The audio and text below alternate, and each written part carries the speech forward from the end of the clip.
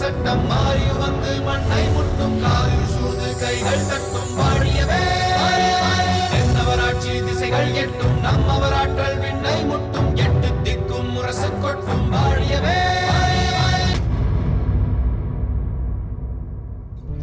தாங்கள் சொல்வதெல்லாம் சரிதான். தங்கள் இளம் வயதில் எந்த அளவிற்கு அத்தையார் உங்களுக்கு துணையாக இருந்திருக்கிறார் என்பதை இப்பொழுதுதான் உணர்கிறேன். இருப்பினும் தாங்கள் கொடுத்திருக்கும் உரிமையை கொண்டு அவர் அளவுக்கு அதிகமாக அதிகாரம் செய்கிறார். அதிகமாக முறுக்கப்பட்ட கயிறு தெரித்து விழுவதைப் போல அது அவருக்கே சங்கடத்தை ஏற்படுத்திவிடும். அப்படி நேராமல் பார்த்துக் கொள்ளுங்கள். மலர்கொடி, நீ இந்த அளவுக்கு பேசுவது எனக்கு வியப்பாக இருக்கிறது. நீ சொன்னதை யோசிக்கிறேன். இருந்தாலும் உன் அத்தையை கட்டுப்படுத்த முடியாது. பார்ப்போம்.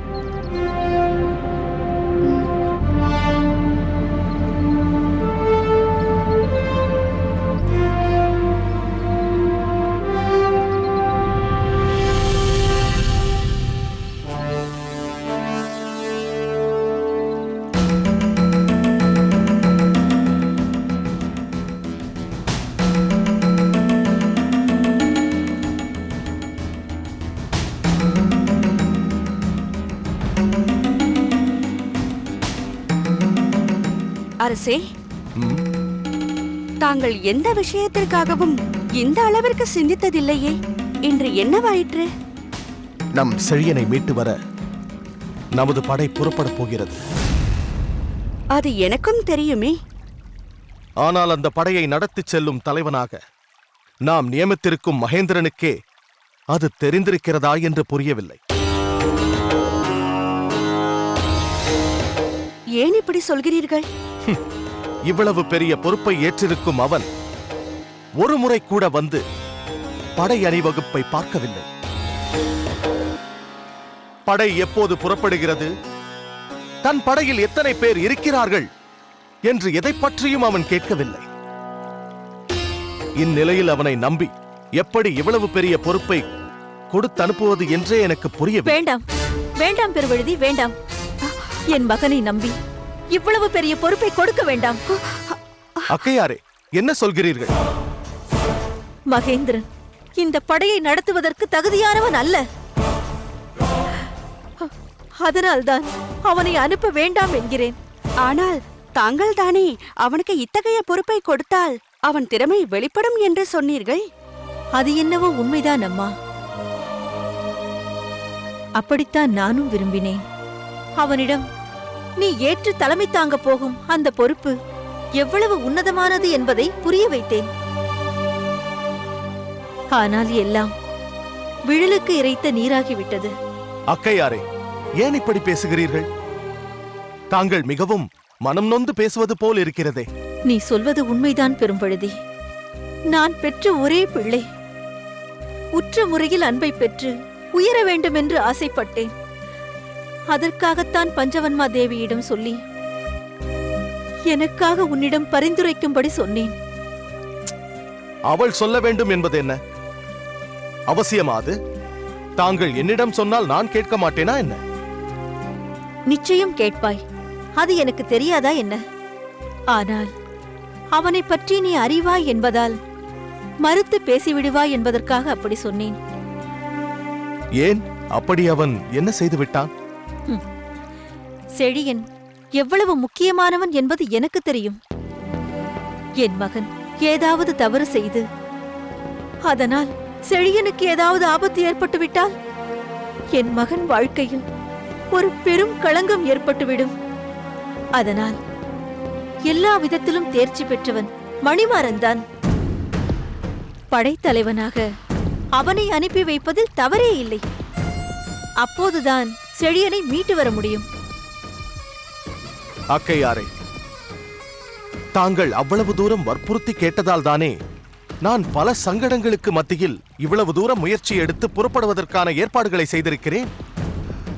ஆனால் தாங்கள் இப்போது வந்து இப்படி பேசினால் எப்படி அக்கையாரே? என்ன செய்வது? மகன் மீது உள்ள பாசத்தால் அப்படி செய்யும்படி கேட்டேன்.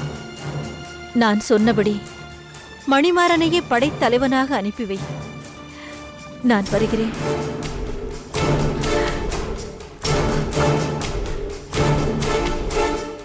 பஞ்சவன்மாதேவி, அரசே, அக்கையாரை எதிர்த்து பேச முடியாததால் அன்று ஒப்புக்கொண்டேன்.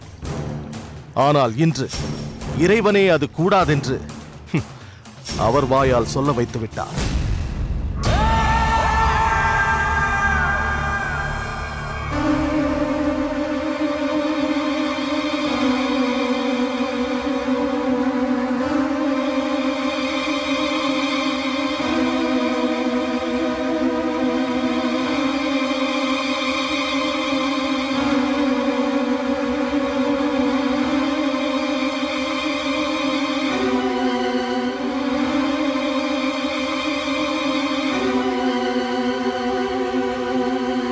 நில்!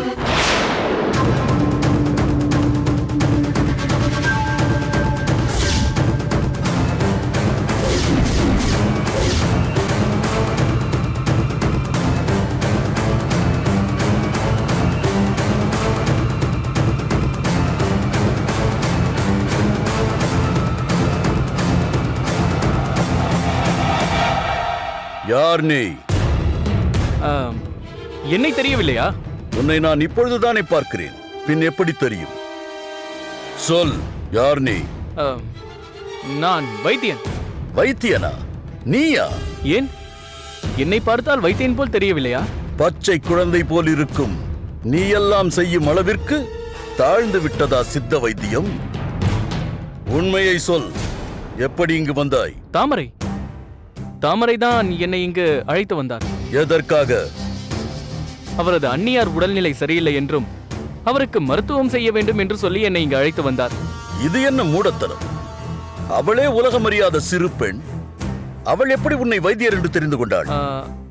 அவர் என்னை பார்க்கும் நேரத்தில் நான் மூலிகை பறித்துக் கொண்டிருந்தேன். அப்பொழுதுதான் அவர் என்னை பார்த்து, யார் நீ, எதற்காக இதையெல்லாம் பறிக்கிறாய் என்று கேட்டார். நான் என்னை பற்றி சொன்னேன். அப்படியானால் எனது அண்ணியாருக்கு வைத்தியம் பார்க்க சொல்லி என்னை இங்கு அழைத்து வந்து விட்டார். நம்ப முடியவில்லையே. வேண்டுமானால் நீங்கள் தாமரையை கேட்டு பாருங்கள். அதுவும் சரிதான். வா என்னோடு.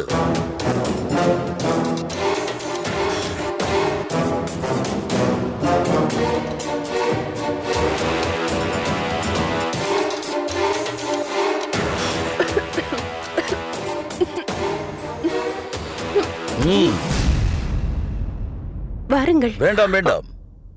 எதற்காக நீங்கள் சிரமப்படுகிறீர்கள்? என் பொருட்டு தாங்கள் எழுந்திருக்க வேண்டாம். தாங்கள் வந்திருக்கிறீர்கள் என்றால் ஏதோ ஒரு முக்கியமான விஷயம் என்று தெரிகிறது. உண்மைதான். ஒரு முக்கியமான விஷயத்தை பற்றி உங்களிடம் பேசுவதற்காக வந்திருக்கிறேன். தாங்கள் வருவது எனக்கு ஆறுதலாக இருக்கிறது. இதோ பேசுவதற்காக என்று சொன்னீர்களே. இதோ இந்த இளைஞனை பற்றி தான் பேச வந்தேன். இவன் தங்களுக்கு வைத்தியம் பார்ப்பதற்கு வந்திருப்பதாக கூறினானே, அது உண்மைதானா? உண்மைதான். இப்படி ஒரு வைத்தியன் வந்திருப்பது அவருக்கு தெரியுமா? நன்றாக தெரியும். அவரது அனுமதியை பெற்ற பிறகுதானே தாமரை இவரை அழைத்து வந்தாள். இவ்வளவு விஷயங்கள் நடந்திருக்கிறது, என்னிடம் ஒரு வார்த்தை கூட சொல்லவில்லையே. எனக்கு வைத்தியம் பார்க்கும் விஷயம்தானே, இதில் என்ன பெரிதாக இருக்கிறது என்றுதான் சொல்லாமல் இருந்திருக்கிறார்கள். அவ்வளவு எளிதாக நினைத்து விடாதீர்கள். நாம் எப்படிப்பட்ட சூழ்நிலையில் இப்படி இங்கே வந்து மரமாளிகை அமைத்துக் கொண்டு வாழ்கிறோம் என்பது உங்களுக்கு தெரியாதா? ஈ எறும்பு கூட நமக்கு தெரியாமல் உள்ளே நுழைந்துவிடக் கூடாதென்று எச்சரிக்கையாக இருக்க வேண்டிய நிலை என்பதை மறந்து விட்டீர்களா? அப்படியெல்லாம் ஒன்றுமில்லை. பிறகு தங்களிடம் தெரிவிக்கலாம் என்று நினைத்திருக்கலாம். எதற்கும் இவனிடம் கொஞ்சம் எச்சரிக்கையாக இருங்கள். இவன் வைத்தியன் தானே, மூலிகைகள் இருக்கும் இடத்தை தானே தேட வேண்டும்.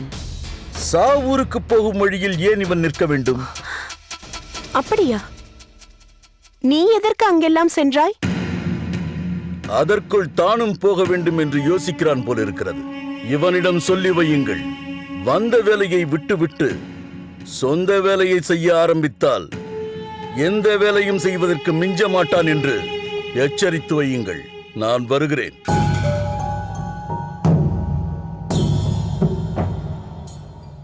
யார் இவர்? ஏன் இப்படியெல்லாம் பேசுகிறார்? இந்த இடத்தை எச்சரிக்கையாக கண்காணிக்கும் பொறுப்பு அவருடையது. அதனால்தான் இப்படியெல்லாம் பேசுகிறார். ஆமாம், நீ எதற்கு அங்கு சென்றாய்? அது பயங்கரமான இடம் என்பது எனக்கு எப்படி தெரியும்? நான் சிறிது நேரம் இந்த மாளிகையை சுற்றி பார்த்து வரலாம் என்று புறப்பட்டேன். ஆனால் இந்த பயங்கரமான காட்டில் இவ்வளவு அழகாக மரத்தாலே ஆன ஒரு மாளிகையை கட்டியிருக்கிறார்களே, அவர்கள் எத்தகைய வல்லுநர்களாக இருப்பார்கள் என்று வியந்தபடியே சுற்றி வந்தேன்.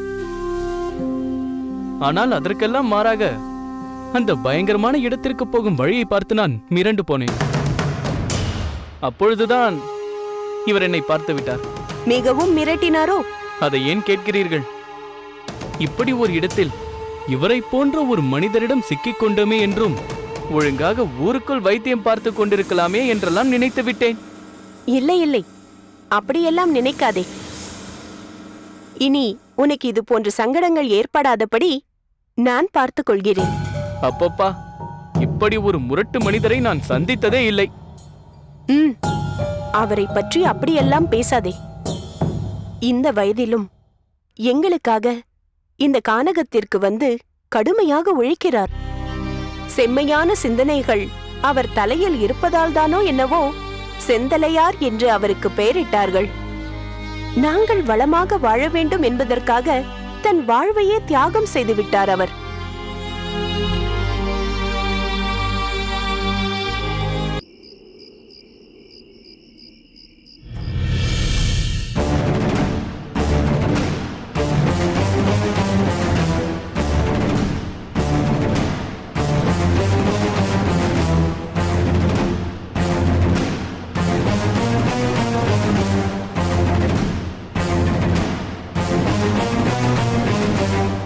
மாமன்னர் பெருவழுதி பாண்டியர் வாழ்க வாழ்க!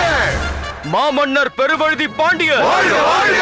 அருமைமிகு பாண்டிய நாட்டின் ஆற்றல் நிறைந்த மறவர்களே, அனைவரையும் வாழ்த்துகிறேன். போர் என்று அறிவித்தவுடனே எதிரி யார் என்று கேட்காமல் ஓடி வந்து கூடிவிட்டீர்கள்.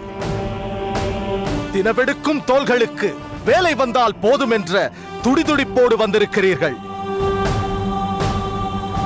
என் மகன் பட்ட காயம் எங்கே தெரியுமா? நடு மார்பில் என்று சொல்ல துடிக்கும் தாய்மார்கள். என்னவர் எத்தனை விழுப்புண்களை பெற்றாரோ அத்தனை முத்தங்களை அவருக்கு தருவேன் என்று சொல்லும் காதலிகள். எதிரிகளின் இருதயத்தில் அவர்களின் பற்களை தட்டி போட்டு நம் குழந்தைகளுக்கு கிளுகிழப்பை கொண்டு வாருங்களத்தான் என்று சொல்லும் மனைவியர் என நமது நாடே வீரத்தின் விளைநிலமாக விளங்குகிறது. நமது செழியன் எதிரிகள் வசம் சிக்கியிருக்கிறான் என்பதை நீங்கள் அறிவீர்கள். ஆனால் அந்த எதிரி யார் என்பதை நீங்கள் அறிய மாட்டீர்கள். நாடிழந்த அந்த வேந்தன் ஒளிந்திருக்கும் இடமோ சோழ மண்டலத்தில் பூம்புகாரை அடுத்து சில கல் தொலைவில் உள்ள ஒரு காடு. சோழப்படை அவனை தாக்க புறப்பட்டால் அவனுக்கு தெரிந்துவிடும். அது செழியன் உயிருக்கே ஆபத்தை ஏற்படுத்தும் என்பதால் சோழ மன்னர் அதற்கு தாமதிக்கிறார். இந்த நிலையில் பாண்டியர் படை வரும் என்பதை அவன் அறிய மாட்டான். அவன் எதிர்பார்க்காத நேரத்தில் நமது படை திடீரென்று அவர்களை வளைத்துக் கொண்டால் அத்தனை பேரும் செயலற்று போவார்கள். செழியனின் உயிரும் காப்பாற்றப்படும். அதனால்தான் புறப்படும் வரையில் செய்தி பரவிவிட வேண்டாம் என்று ஒளித்து வைத்தேன். இந்த படையெடுப்பு மிக தந்திரமாக நடைபெற வேண்டும். வெற்றி கிடைத்தும் செழியன் உயிருடன் திரும்பவில்லை என்றால் அது மாபெரும் தோல்வியே ஆகும். அதனால் ஆர்ப்பாட்டம் அதிகமின்றி இந்த போராட்டத்தில் ஈடுபடுங்கள். உங்கள் படைத்தலைவர் மணிமாறனிடம் இப்போரை நடத்த வேண்டிய முறை பற்றி விளக்கமாக அறிவித்திருக்கிறேன். அவருக்கு கட்டுப்பட்டு நடந்து வெற்றிகரமாக திரும்பி வாருங்கள். வாழ்க பாண்டிய மண்டலம்! மாமன்னர் பெருவழுதி பாண்டியர் வாழ்க வாழ்க! மாமன்னர் பெருவழுதி பாண்டியர் வாழ்க வாழ்க!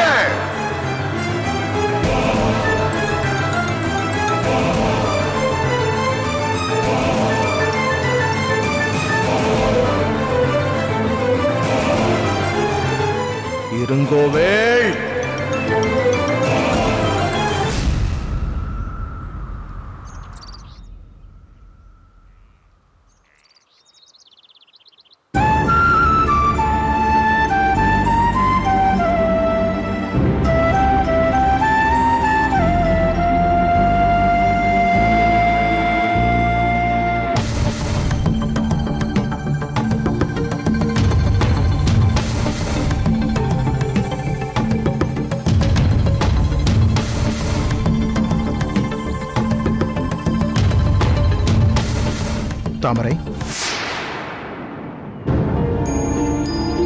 சொல்லுங்கள் அண்ணா. ஏன் உன் முகம் வாடி இருக்கிறது?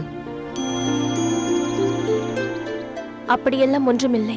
உன் அண்ணனிடம் சொல்வதற்கு என்ன தயக்கம்? எந்த சந்தேகம் இருந்தாலும் தயங்காமல் கேள்.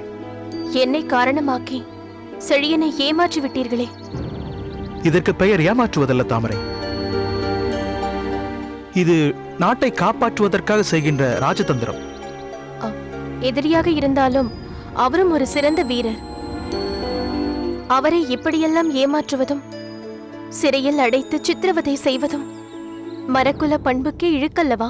பகைவன் பிடிபட்டால் அவனிடமிருந்து சில உண்மைகளை வரவழைக்க இப்படியெல்லாம் செய்ய வேண்டிய அவசியம் ஏற்படுகிறது தாமரை.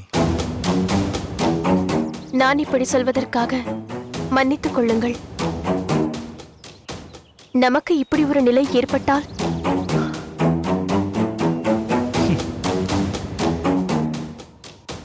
இனிமேல் தானா நமக்கு அந்த நிலை ஏற்பட வேண்டும்? இப்போது நம் நிலை என்ன? அதை கொஞ்சம் எண்ணிப்பார். முகிலை தொடும் அளவிற்கு எழுந்து நின்ற நம் கோட்டைகள் எங்கே? கொத்தளங்கள் எங்கே? கொலு மண்டபத்தில் உன் அண்ணன் வீட்டிருந்த காட்சி எங்கே? அத்தனையும் மறைவதற்கு காரணமாக இருந்த எதிரிகளின் மீது இரக்கம், கருணை, பரிவு, பச்சாதாபம் இதெல்லாம் நமக்கு தேவைதானா? சொல். என்னை மன்னித்து விடுங்கள் அண்ணா. பரவாயில்லை. பெருந்தேவி எப்படி இருக்கிறாள்? பெருந்தேவிக்கு மருத்துவம் பார்க்க நீ சொன்ன அந்த மருத்துவன் வந்தானா? வந்துவிட்டார் அண்ணா. மருத்துவத்தை ஆரம்பிக்க போகிறார். அப்படியா? அவனை நம் காவலர்கள் யாரும் தடுக்காமலும் தொந்தரவு செய்யாமலும் நீ பார்த்துக்கொள். நான் கூட அந்த மருத்துவனை பற்றி கேள்விப்பட்டேன். என்ன கேள்விப்பட்டீர்கள் அண்ணா? வாலிபனாம், வடிவழகனாம், ஊமையாக இருந்தாலும் மருத்துவத்தில் தலை சிறந்தவனாமே. இவை அனைத்தும் ஊரார் சொல்லி கேட்டதுதான். நீ அழைத்து வந்திருப்பவனும் நான் கேள்விப்பட்டவனும் ஒன்றாகத்தான் இருக்க வேண்டும் என்று நினைக்கிறேன். சரியா? ஆமாம் அண்ணா, அவர்தான் இவர். ஓ, அப்படியானால் சரி. பெருந்தேவிக்கு நோய் தீர்ந்தால் போதும். அதற்கு வேண்டிய வசதிகளை எல்லாம் அந்த மருத்துவனுக்கு செய்து கொடு. ஆகட்டும் அண்ணா. நமது அரண்மனையாக இருந்தால் எத்தனையோ வசதிகளை செய்து தந்திருக்க முடியும். இங்கே என்ன செய்வது? பரவாயில்லை, நடக்கின்ற வரையில் நடக்கட்டும். நீ போ. சரி அண்ணா. தாமரை, சற்று பொறு. ஒன்று சொல்ல மறந்துவிட்டேன். என்ன அண்ணா? நான் அரசியாரிடம் வந்து பேசிக் கொண்டிருக்கும் போதோ அல்லது உன்னை காண வரும்போதோ அவன் இல்லாமல் இருப்பது மிகவும் நல்லது. ஏன் அண்ணா? ஒருவேளை அவன் ஒற்றனாக இருந்தால்?